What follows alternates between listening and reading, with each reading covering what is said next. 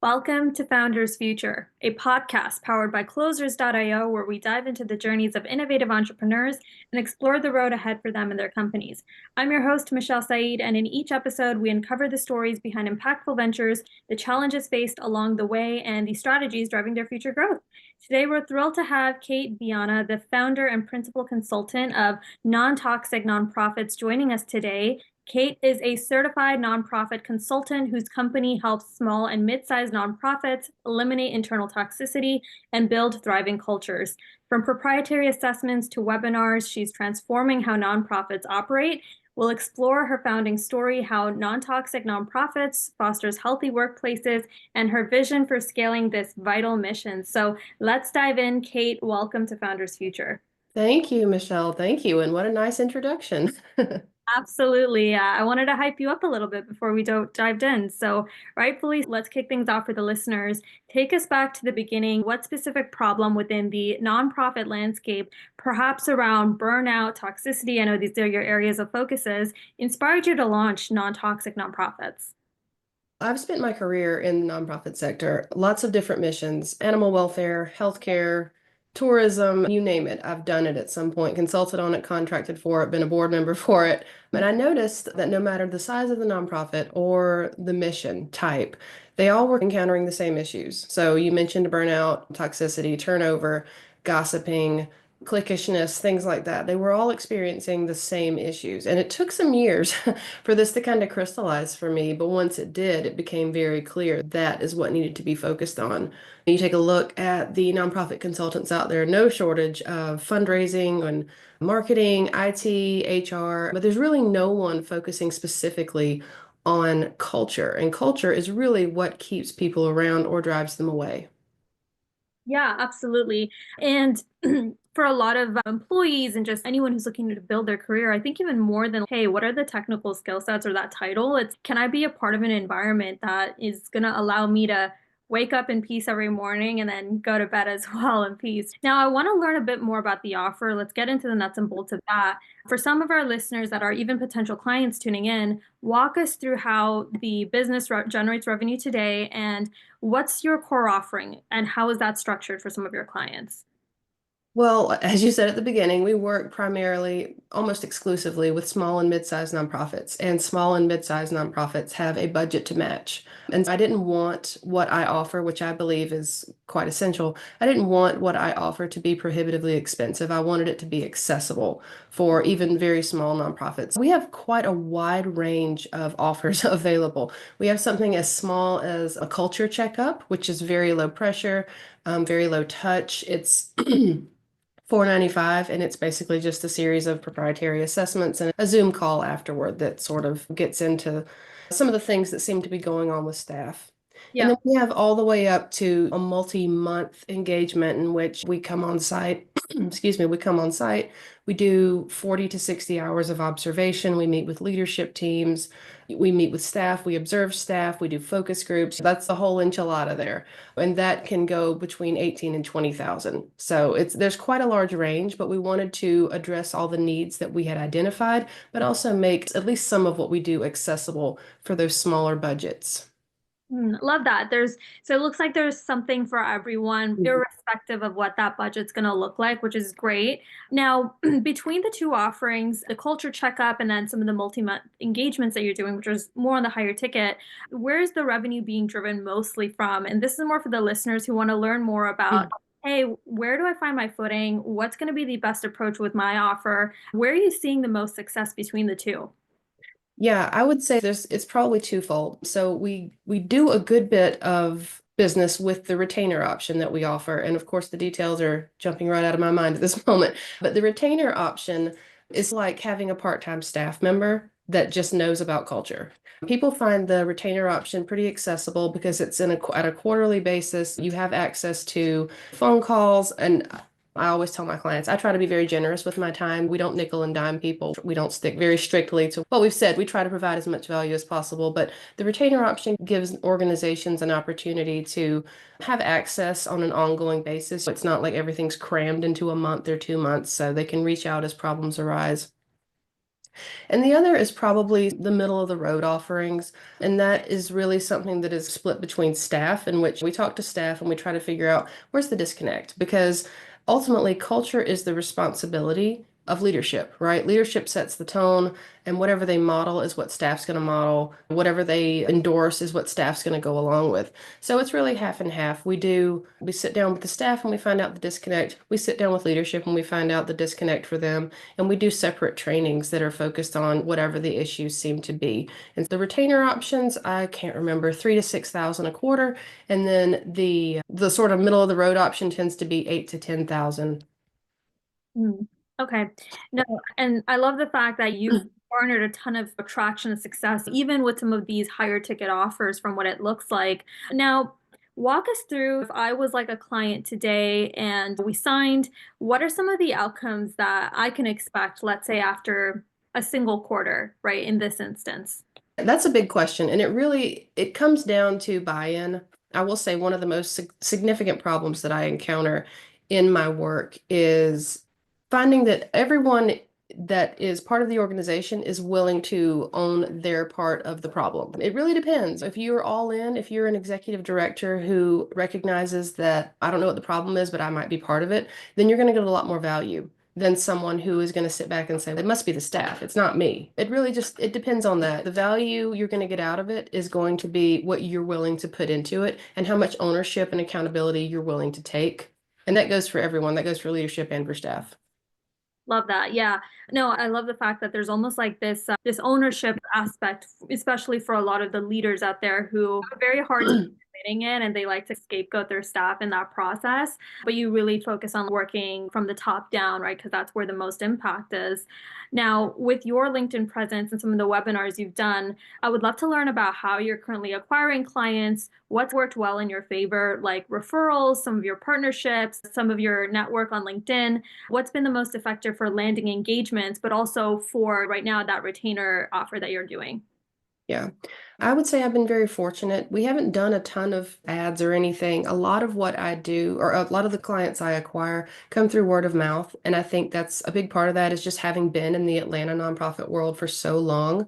I already had a good bit of connections in that way. Also, I've had people in New York find me on LinkedIn or find me on the internet. I've had a client in Texas. We had our first international client last year in Canada, which was pretty cool. And they found me through one of the nonprofit learning lab webinars I did a year or two ago. It really depends. I would say build that network, even though it's difficult for me. I am not someone who loves to go out and network, but build the network and make sure you're showing up online, LinkedIn, have a great website as much as possible, and just, yeah, put yourself out there. Love that. Yeah, no, it's such an important message for some of the listeners who are maybe shy, they're introverted, they're hesitant about wanting to get out there. So, from what it sounds like, word of mouth and your network in general has been the lever of success with generating a lot of these leads coming through. You did mention ads. Curious to hear more on why you're not doing ads. What's the reason behind not wanting to go in that direction? Have you tried it before? If you can share with some of our listeners.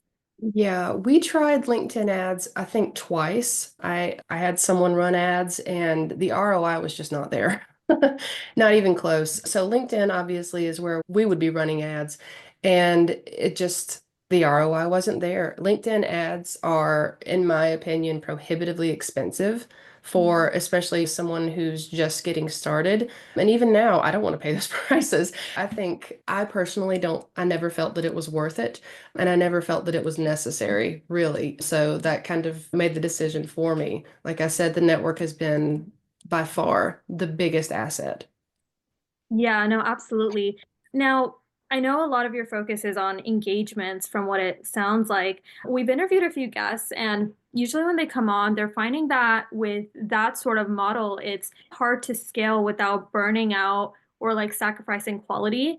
I'm curious, how have you thought about scaling your offering while keeping it still effective and manageable?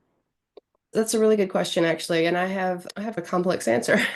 We have taken this year, 2025, and slowed down a little bit, especially on non-toxic nonprofits, because my team and I are building a couple of other sub-brands to complement the non-toxic brand. That's what we've been working on this year so far. So we've got non-toxic, which is get in there and address the culture and communication. The other brands are going to be working on even lower ticket items for nonprofits that are either they have an incredibly small budget or think the keeping in mind what's going on in 2025 politically, they're suffering from funding cuts or losing donors and things like that. So we're working to try to fill that gap for those nonprofits that are still in need, but just don't have the funds right now for whatever reason. So Yeah. that's been our focus right now is to go back to the drawing board and be like, okay, we're aware that what we currently provide has a lot of value, but we want to keep serving the sector in a way that is bringing the most value and is the most relevant to what's going on in the world. We want to be very attentive to and aware of their current needs as those needs shift.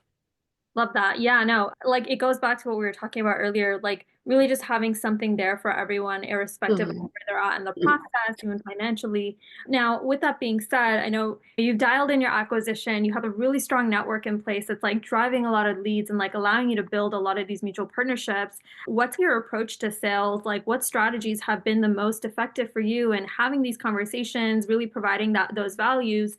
Are you leveraging a lot of like your webinar reach, nonprofit expertise? And are you doing this on your own, or do you have a team as well involved in the conversations? The webinars have helped. I will say that. Doing the webinars does position you as an authority. It kind of gives people a taste of what you could offer for their organization. And so that is a big help. I'll be very honest with you, I'm not a salesperson, not even close. My approach, my entire life, not just in business, has been to be very direct and honest with people and to offer as much value as possible. Years ago, many years ago, when I was first dipping my toes in the entrepreneurial waters, I would do copywriting for businesses. This was many years ago in my 20s. And I would just go ahead and offer extra value. I would say, hey, let me do an extra page for you. And so by showing myself willing to kind of jump in and do whatever they needed and really make myself part of the effort to just make the business better or whatever the case may be, that was a big help. And that has continued to serve me well, I would say. I do have an OBM right now. She is phenomenal, and I would not be anywhere close to where I am without her. She's absolutely fantastic, and she handles a lot of the leads. Sorry, a lot of the lead generation, a lot of the client relationship management. She handles a ton of that. And so I would say if you're asking for my advice, find good people. Find them early, make Yeah. sure they complement your work style and make sure that not only compliment, but they also back on your work style a little bit because she keeps me accountable and I love that about her. So, yeah, finding good people and having a great team. Absolutely. So well said. Behind every successful leader like yourself, there's always like a team of dedicated and loyal individuals that are also carrying Mhm. the mission forward. So that's really cool. You have good team members in place, helping with the lead gen, really helping on the client fulfillment side as well, wearing all the hats, and you need generalist personalities in organizations like yours. The growth has been incredible. Like I said, a lot of your traction has been through the webinars. If you can share with the audience, like a bottleneck or a specific challenge that stands out right now, what would it be? Is it just scaling on the fulfillment side and increasing brand awareness or something else? What are you most focused on solving to keep all of this momentum going? Oh, that's a good question. I think probably on right now, as I mentioned earlier, we are trying to build out a couple of sub brands. Our umbrella company is Viana Communications, and Non-Toxic is actually itself a sub brand. But the trying to figure out what is the best balance between these new brands. Where is the harmony? Where is the sweet spot that's really going to meet as many as possible of the needs that the nonprofit sector is experiencing right now. It's really, and I'm sure other entrepreneurs will identify with this a lot. In the beginning, when you're trying to build something new, you don't want to make any missteps, but you also want to just full speed ahead. And I think that's probably part of the challenge right now. Probably my biggest challenge right now is wanting to just steamroll ahead with these new undertakings and with continuing to try to build non-toxic on at the same time. But it's important that you slow down. It's important that you make sure that everything makes sense, everything is gelling, and everything is growing at a sustainable but not uncontrollable pace. And you have to make sure that funding keeps pace with the growth that you want to sustain. So it's all a balancing act, really. And I would say that in summary, that balancing act is my biggest challenge right now. Yeah, and it's totally relatable as well for all entrepreneurs starting out where they have like their main business and it's okay, how do we offer everything to everyone? How do we make sure that we capture the entire scope of the market? Now, when you say balancing between the two brands, a lot of our listeners are struggling as well with some of those scalability aspects and like sustainably delivering on the quality side. What specifically are you looking to solve between some of the two brands right now, growing the sub brands while still maintaining sustainability with non-toxic profits? Like what aspects of the business are you looking to really make sure that we can solve for this and set up a good runway for 2025? What we're really trying to solve right now is, like I said earlier, the total, well, near total absence of funds. I'll give you an example. One of the sub brands is called Nonprofit Text, and it is basically AI powered templates for all sorts of nonprofit communications, donors, stakeholders, board members, all of them. And one of the biggest challenges that a lot of very smaller or brand new nonprofits have is that they don't have a communications team in place. That's seen as a luxury. Unfortunately, it is for even larger nonprofits having a dedicated communications team. And so what Nonprofit Text seeks to solve for that particular population is we've already written this. We've already thought of the scenarios that you're going to find yourself in. We already know that you're not going to have time because you're one or two people to sit down and craft a thoughtful message. We've already thought of that. So all you need to do is take this template and fill in the blanks, tweak it here and there wherever necessary, and send it off. So that's just one example. Yeah, no, ensuring that you can take a lot of your subject matter expertise and make it Mhm. come back and like an actual deliverable for your clients at the end of the day. Goes back to what we were saying with the engagement sometimes not being the most scalable approach to an offer, but like how do we take from that and bundle it up into something else? Now, with everything you've accomplished, what does the future look like? What's your vision over the next 6 to 12 months for growing non-toxic profits and even some of the sub brands? Oh gosh, I wish I had a really good answer for that. A really clear answer and a clear path for that. And I really just try to take it one day at a time. I think probably a lot of entrepreneurs can relate to this. I have a big picture mentality. I can see the end. I can see what it all looks like when it all comes together and it's all functioning smoothly. And so I have to work backwards. And so right now, what we're doing is working on branding, making sure that the branding is buttoned up. We are in the middle of our second round of looking for investors, and it's really just taking it one day at a time, I would say. Like I said, I guess that's not a very satisfying answer, but like I said, big picture thinking, I work backwards. My OBM is the detail-oriented one, and so she is the one that is saying, okay, next we got to do this. Next we got to do this. Next we have to make sure that we have X, Y, and Z, or whatever. She's keeping the line order in check from what it sounds like. Yeah. Yeah, we've been working together for a few years now, and I couldn't do it without her. She's phenomenal. Love that. I'm sure she's listening in as well once this does air and smiling to have someone like Yep. you at her side. Now, I love your overall your passion for creating healthy workplaces with great cultures. If you had a genie in the room, I want to get a bit hypothetical. You rubbed the lamp and now you have all these unlimited resources. What would you implement immediately to accelerate the growth of non-toxic nonprofits today? I would probably focus on more trainings, more webinars, more kind of bite-sized training options for leadership in particular, because that is our biggest challenge right now is getting leadership to see that they are cultural stewards. It's a very hard pill to swallow in the nonprofit world, and I'm sure in the for-profit world too. The leader, the executive director, the CEO, they have so much on their shoulders as it is, right? And it feels, which I understand, it feels like I'm saying, hey, here's one more thing. Here's one more huge thing that you're responsible for. But unfortunately, it's true. They tend to have a very hard time coming around to the understanding that they are the cultural steward, their behavior matters, their communication style matters and sets the tone for the rest of the organization.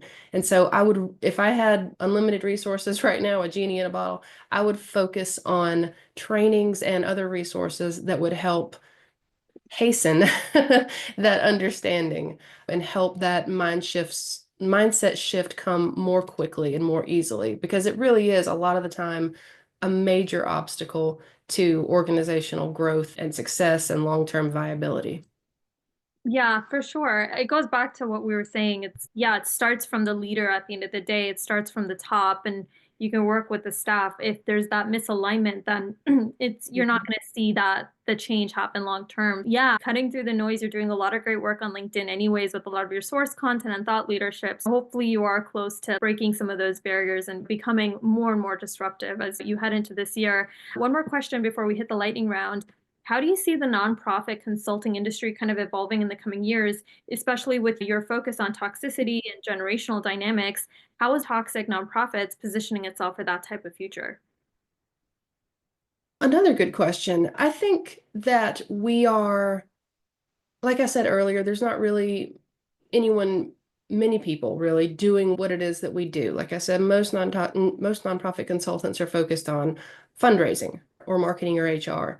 But I think that will change. So in my work with generational dynamics in the workplace, I know that a good culture, a strong culture, flexibility, no gossiping, things like that. Those are so important to Gen Z. The younger generations are going to change this. It won't be long before there are many other non-toxic nonprofit firms out there trying to solve these same problems because as Gen Z ages, they will have the resources and the wherewithal to say, hey, we need to fix this. And so I definitely see a shift in the nonprofit consulting world away from money to work-life balance. I don't really like that phrase, but work-life balance, flexibility, positive working environments, things like that, better communication. I definitely see that shift coming because that is what the up and coming generation values. Yeah, absolutely. Full circle moment here, right? That's where we started at the beginning of, and you're doing a lot of great work, honestly, setting up the next generation, right, with sort of these values. And I'm excited to see where you go with your sub brand development and everything with the core brand right now. On that note, that wraps up another inspiring episode of Founders Future. Kate, thank you so much for sharing your incredible journey and insights with us today, from founding the core brand and really transforming nonprofit cultures with proprietary assessments, utilizing a lot of like your webinars for your reach as well and the success in that. We're truly excited to see where you go this year. As I said, to our listeners, if you enjoyed this episode, don't forget to subscribe to Founders Future wherever you listen to your favorite podcasts. You can also find some more resources and insights at closers.io, where we're dedicated to helping businesses accelerate their growth through trained appointment setters and world-class sales systems. Until then, keep climbing, and we'll see you all in the next one.